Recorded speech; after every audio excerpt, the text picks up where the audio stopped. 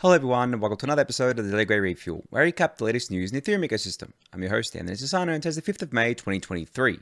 Alright everyone, let's get into it. So, something funny happened today that I didn't think was happened as quickly as it did, but I'm sure you guys saw some of the drama around Gitcoin. Now, there's currently a Gitcoin grants round going on, and there was a bonus round announced called the DEI round, or Diversity, Equity, and Inclusion round. Now, this riled a fair few people up, and I'm not going to speak to exactly, the exact issue here. I want to use it as a springboard for a different discussion, but the reason why people were riled up is because in order to have been eligible for this grant round, 50% of the project's team must reflect the diversity of the community they serve, with a particular emphasis on women, Black, Indigenous, people of color, individuals with disabilities, and members of the LGBTQ plus community. So, as I said, people got riled up about this. You can see, there's 370 quote tweets. You can go read those if you want. I'm not going to debate this point. What I want to say is something that Jimmy Ragosa said here in his quote tweet. He said, "And that, people, is why we burn the EIP 1559 base fees instead of funding public goods with them." And I saw this and I was like, oh wow, I spoke about this like 2 days ago, and we've already seen it play out in the kind of like real world here. Now, what I guess like Jimmy is basically saying here is the same thing I said a couple of days ago, where could you imagine if the 1559 burn went to some community pool that people had governance control over and could spread it out to whatever they wanted? It would get extremely murky very, very quickly, and the money would just get looted, to be honest, right? And this is just one of those things that shows that, because at the end of the day, humans have emotions, humans are subjective creatures, and it would compromise the credible neutrality of Ethereum if we allowed these funds to be controlled by any one party. And that's exactly why the 1559 base fee is burned, as I explained the other day. And one other point that I wanted to mention here before I move on, because I'm not going to rehash all my other points from the other day, was that I think it's funny how certain things, are important to some people, certain things are important to other people, and that's just the way of life, right? Like, not everyone cares about everything, and there are some things that people don't care about at all. I mean, there are people that are single-issue voters, and there are people that are many-issue voters when it comes to politics and things like that. But I think at the heart of it all is the fact that because humans have different wants, different desires to each other, because they have different views, different opinions and everything, it really hits home the fact that if you want to fund things like public goods, it needs to be done outside of, I guess, like the core protocol itself, right? Outside of Ethereum itself, because of all that subjectivity, because of all that murkiness. And essentially, if you were to do it at the core protocol, you would erode not only Ethereum's credible neutrality, as I mentioned before, you would just erode what Ethereum is altogether. Because what would happen is that every conversation would be dominated by what happens to that money. Like, seriously, it's a lot of money, right? It's billions of dollars, and in perpetuity, right? Because the fee burn goes forever. So literally, you'd be getting millions of dollars a day into this fund, and then every single day you would be having arguments in the community about what to do with this money, who gets this money, how to control it, and who would even have governance over it, right? Like, who would have the right to spend that money? Would it be some kind of DAO with like another token attached to it, or would it be like ETH holders that were able to vote on where it goes? Well, then you just have the largest ETH holders voting to probably give themselves more money, or give things that they care about more money. It's not necessarily in a public good then. It's really just like a kind of like a treasury that just gets looted by private interests, so to speak, right? So it's not good. No matter which way you slice it, I don't think I personally can see a workable solution for that. And I'm very, very glad that we just burned the base fee. That is the most credible, neutral way, I think, to do it. And I'm glad there are plans as well for things like MEV burn too. I think that I mentioned it maybe yesterday, and I mentioned it before, but this was basically a proposal that was put out by Domothy, who is a pretty active person in the Daily Gwei Discord channel, now works at the Ethereum Foundation. But he put out this proposal, and Justin Drake and him, and I think a few others have been working on this. And basically, the concept is to do to the gas fees MEV what we do to gas fees, essentially burn it, right? Make the searchers and the builders compete for that MEV, and then essentially burn most of it. Right, really, at the end of the day, which is a more kind of like neutral, incredibly neutral way of doing things. So that's another thing, obviously, to keep an eye on, but just figured this was worth mentioning to, I guess, like reiterate my points over that I brought up a couple of days ago.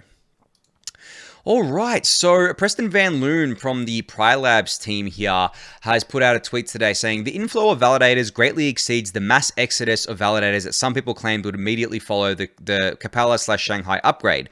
The activation queue is over 2 weeks long, while the exit queue is less than 4 days. I've said it before many times, and I'll say it again. It's still hilarious to me just how wrong people were about Shapella and how wrong people were about there being this mass exodus of stake. But honestly, like, it's pretty funny how the activation queue is so long, because what this tells me is that I think a lot of people that were exiting before are now re-entering, and this includes people that had been force exited from staking services like Kraken. This includes people shuffling their ETH from another service to solo staking, or to another a different service than they were with, and I think that's what we've seen here. I don't know exactly how many like net new stakers there are. It'd be quite hard to track this, and what I mean by net new is basically people who weren't staking before, right? Who aren't just coming from another service and changing to a different service and exiting or re-entering. I'm talking like net new ETH stakers that are entering for the first time. I'm sure there's plenty of those as well, obviously, because I've said many times that I believe Shapella was a massive de-risking event for kind of like Ethereum staking. But it's just great to see that we've basically restarted the up only that we were before with ETH staking, and I don't foresee this slowing down anytime soon, to be honest. I foresee it going up to 30 million ETH staked at least. I think that I've explained the reasons before why I think that it wouldn't go. I don't think it can get to like 70, 80 million staked ETH anytime soon. But we have services like EigenLayer going live soon. There's more staking protocols going live, more LSDs going live.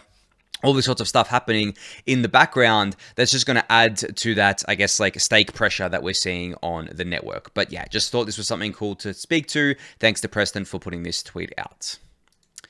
All right, so Trent Van Epps shared something today that apparently the core devs are rethinking EIP numbering. So for those of you who don't know, the way EIP numbering works right now is it's based on the GitHub pull request number. So essentially, there'll be a number associated with a GitHub pull request, and no matter what it is, that's kind of like how it follows. So for example, EIP 1559 was the 1559th pull request on the Ethereum GitHub repository here. Now, obviously, this numbering system isn't ideal. It leaves a lot of dead numbers around because there's a lot of EIPs that just kind of get submitted. Sorry, a lot of pull requests that kind of get submitted that aren't EIPs, things like that as well. So Danny Ryan here is actually proposing to change this. So he recommends one of the two following options. From the latest EIP assigned, start assigning purely sequentially, +1 from there. So if there is the latest EIP is EIP 10,000, we would go to EIP 10,001 instead of if there's another EIP created later and it jumps to EIP 10,050 because there were like 49 pull requests that weren't EIPs. You see how that would be a better system there. And then the second proposed change would be to go back and fill in all of the gaps leading up to the latest EIP assigned, but this hurts the meaningfulness of the time relationship between EIPs, but is a nice use of a scarce resource.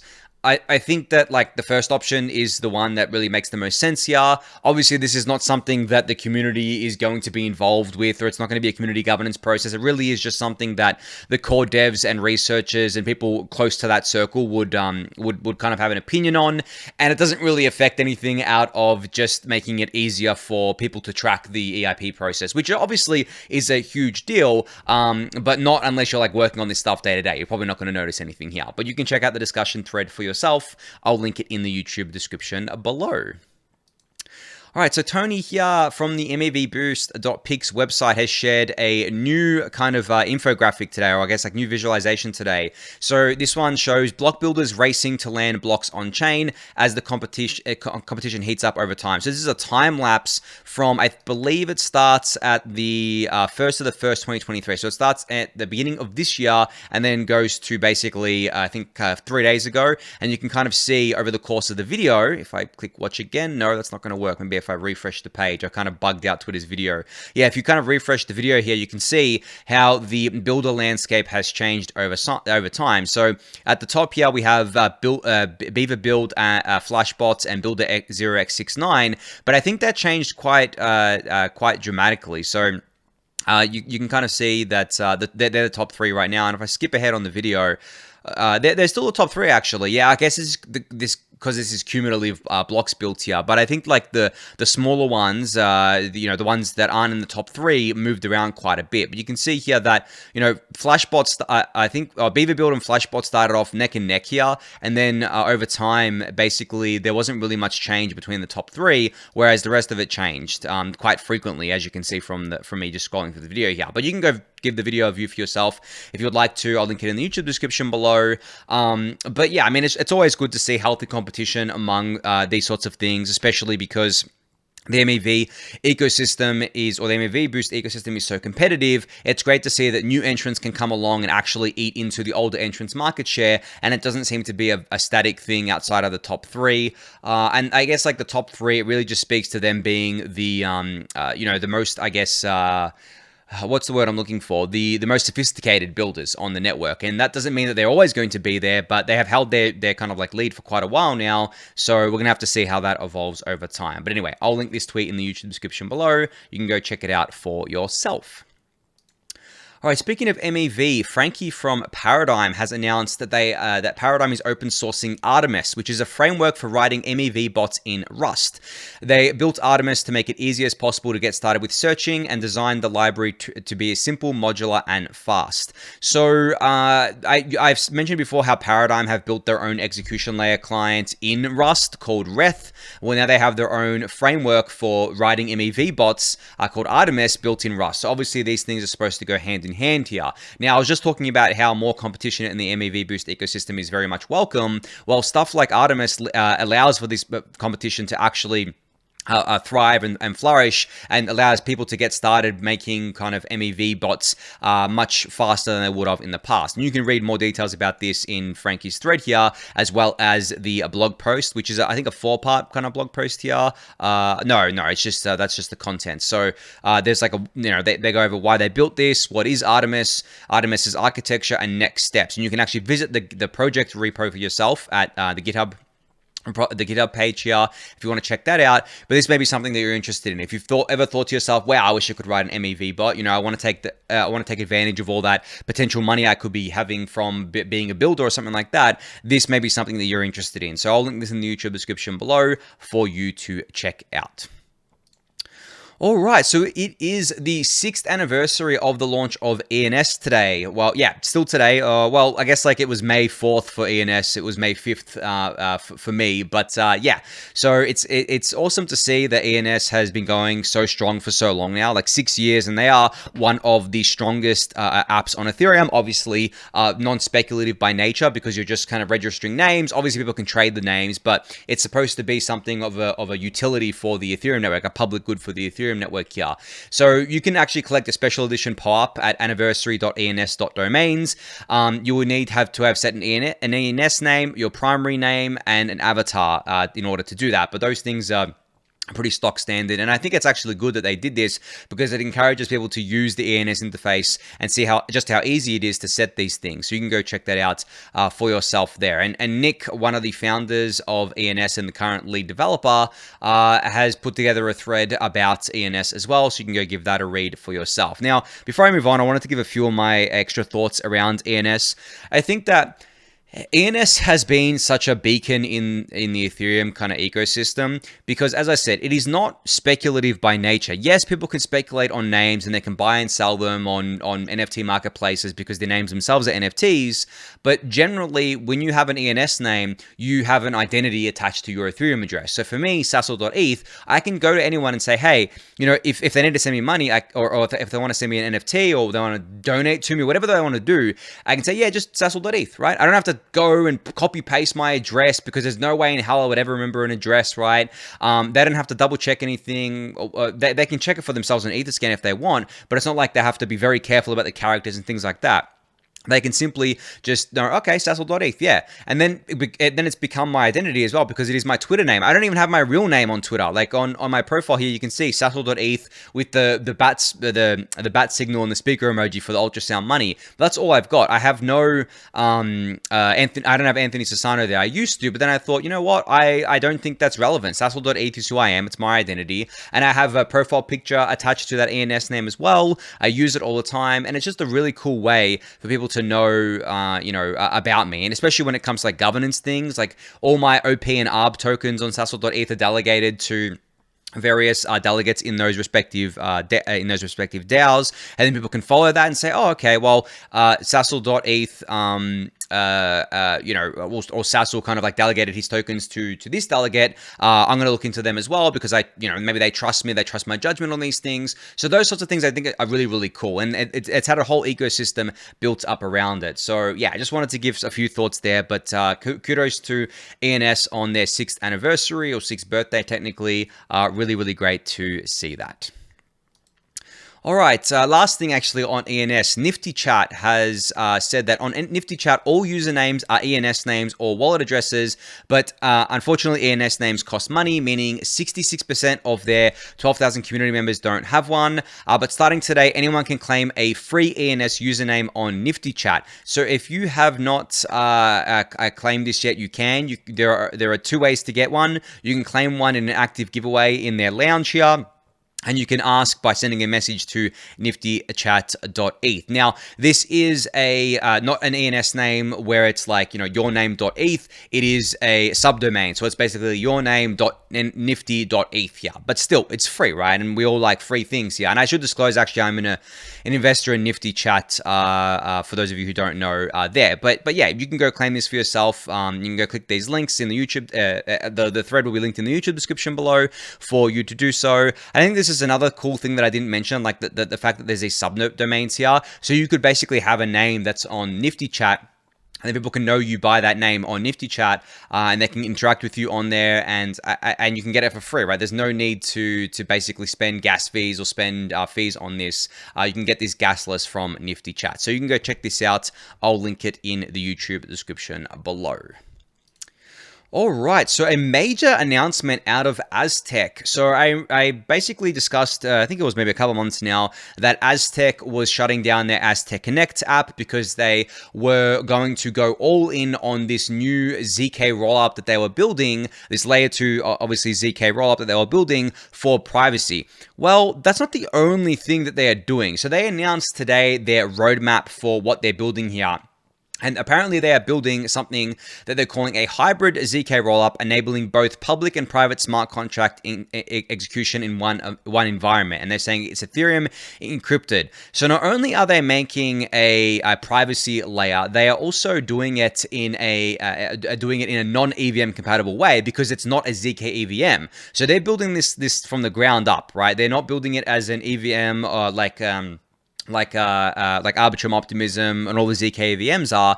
They say here, Aztec is a zero-knowledge execution environment. It is not a zkEVM because they believe that the EVM is not privacy compatible. It is not, it doesn't do enough for privacy, which I've heard from multiple people before. They give more kind of like, in details in this thread here, and they've also got a roadmap. So they say here that users and developers can expect to access a fully fledged public testnet by early 2024, and developers can have a local testnet by the third quarter of 2023. But here's the kind of roadmap here to that. I don't think there's any mainnet. There's no mainnet on this roadmap. It's basically all the testnet stuff with milestones, but that isn't too far away for a fully kind of private zkRollup that is not EVM, that is not a zkEVM, and they're doing something totally different here. And Polynya actually had a tweet about this, basically summarizing exactly what they're building here. Let me see if I can bring it up over here quickly, because it's hard for me to find.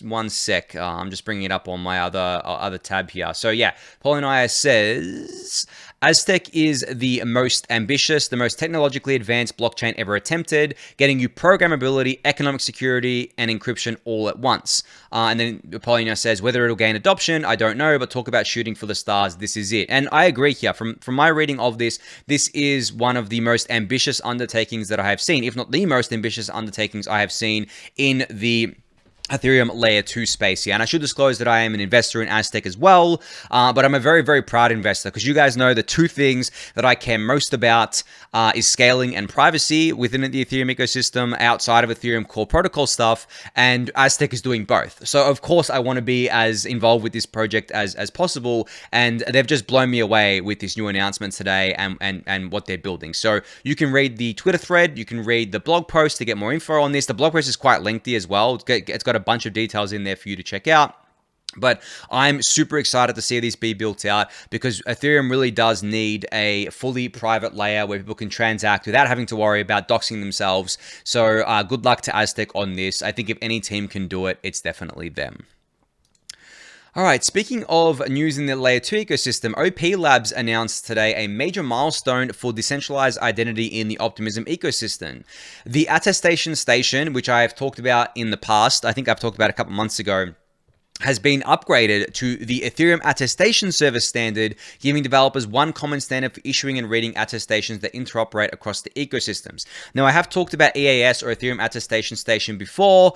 I've said that I'm a really big fan of what they're building there. I said that it's a public good, and I was hoping that it would become a standard. Well, it seems like it's well on the path to becoming an attestation standard here because OP Labs are putting their weight behind it and changing from their own implementation, which was Attestation Station, to the Ethereum Attestation Service is a huge vote of confidence for EAS, and I'm super excited to see two of my favorite teams teaming up to do this. So you can read more about this in the blog post and Twitter thread here, which I'll link in the YouTube description below. But if you aren't following along with, I guess, EAS or attestations and all that stuff in that kind of like, in that ecosystem, I suggest doing so because it is another one of those non-speculative use cases that has real world impact as well. Because attestations at the end of the day are all around us, right? In the real world, the government that we are kind of like under, so for example, you know, I'm Australian, the Australian government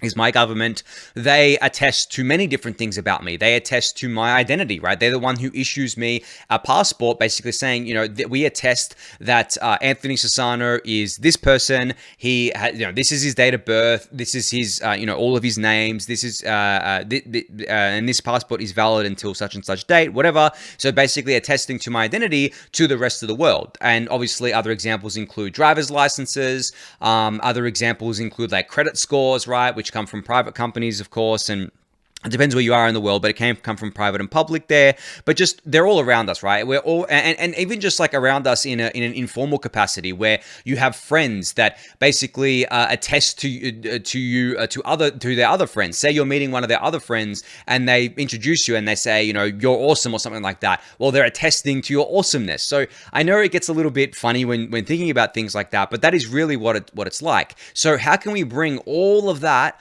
on chain? Well, we do that with an attestation standard, and right now the Ethereum attestation service is by far the front runner on this front. And I actually think that they understand, the team behind it understand that an attestation service needs to be a public good. It can't be something that is kind of, I guess, like a profit maximalist thing that wants to suck as much money out of the ecosystem as possible. It needs to be a credibly neutral public good that can team up with all the various kind of projects within the ecosystem that need attestations, which is pretty much every project, I think, because it ties into identity and stuff like that. And that's exactly what they're providing. So I am looking forward to EAS continuing to get more adoption, and I'm very glad to see that Optimism has decided to adopt the standard here.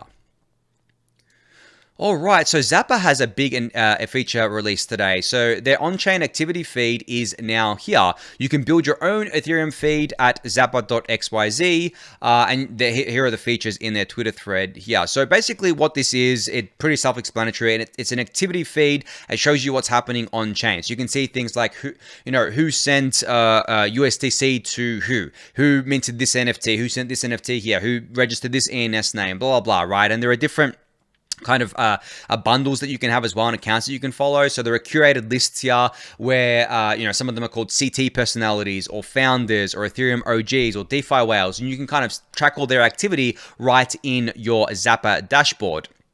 And Zapper has also partnered with DGenScore to create a custom curated list as well, because DGenScore builds reputation systems to identify and reward on-chain natives. So, and the list services the top 25 DGen, so you can go see what they're up to. So this is available, I believe, to everyone at zapper.xyz.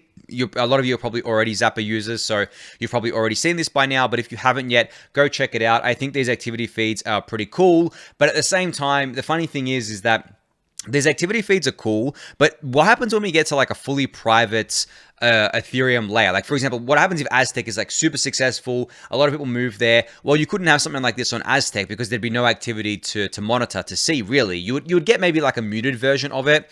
For example, you would get something with its metadata removed, basically. You would be able to see something like this address sent funds to this address, but in an ideal world, you wouldn't be able to see the amount of funds sent. You probably would be able to see what the funds were, but you wouldn't be able to see the recipient, the sender and recipient's identity, any of that sort of stuff there. So in that world, it's a bit different, but I guess like right now, in most of the worlds, everything is pretty much public. So an activity feed works very well here. So you can go check this out for yourself. It's just at zapper.xyz, and I'll also link the announcement thread in the YouTube description below.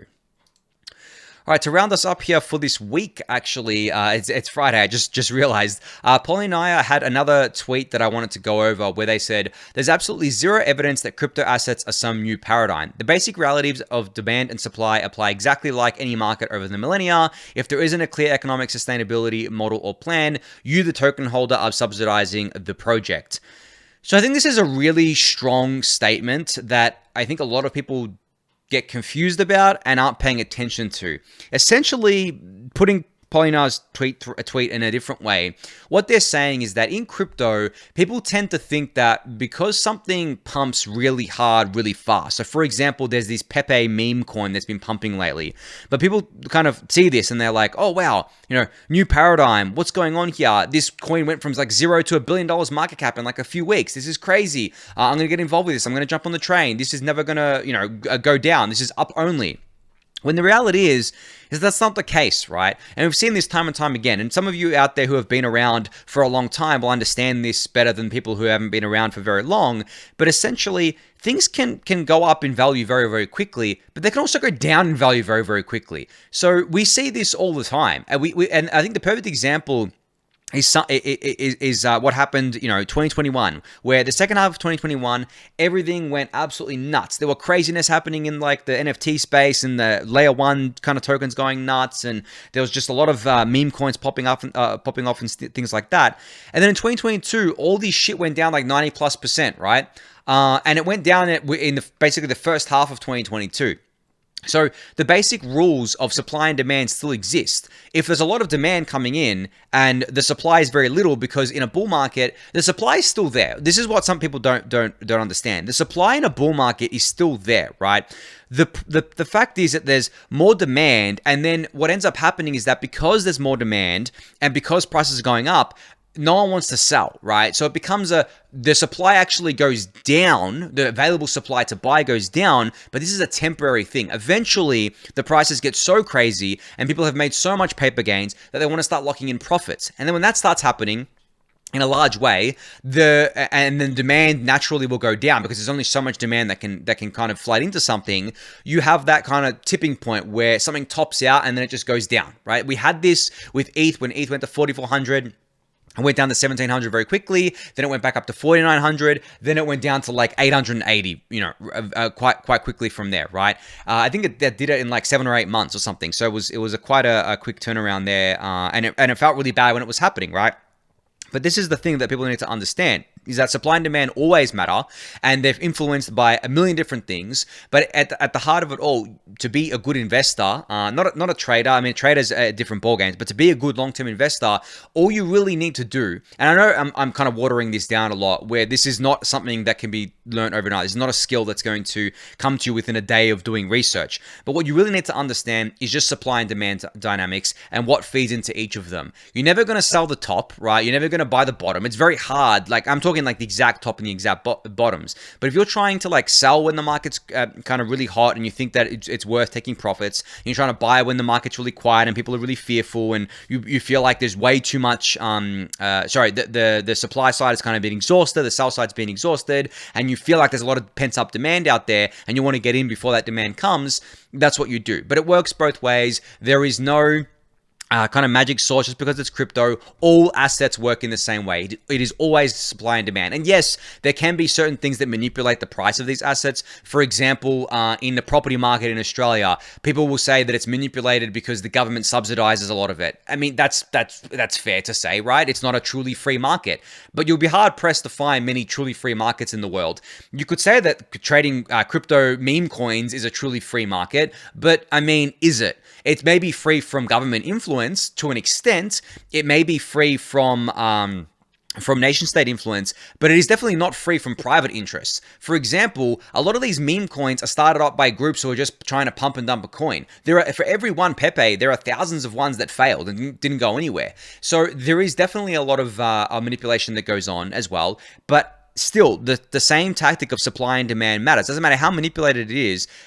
So you just need to realize what side's manipulated and when that kind of stops being the case, and what other factors play into things. And no one has unlimited money to manipulate it and for an unlimited amount of time, except maybe a nation state. And even they don't have unlimited money. They can print as much money as they want, but eventually it reaches a tipping point. Now, as we've seen in certain nations around the world, but they enter kind of like hyperinflation. That's the tipping point that's very hard to come back from, and when your current and everyone loses faith in your currency, right?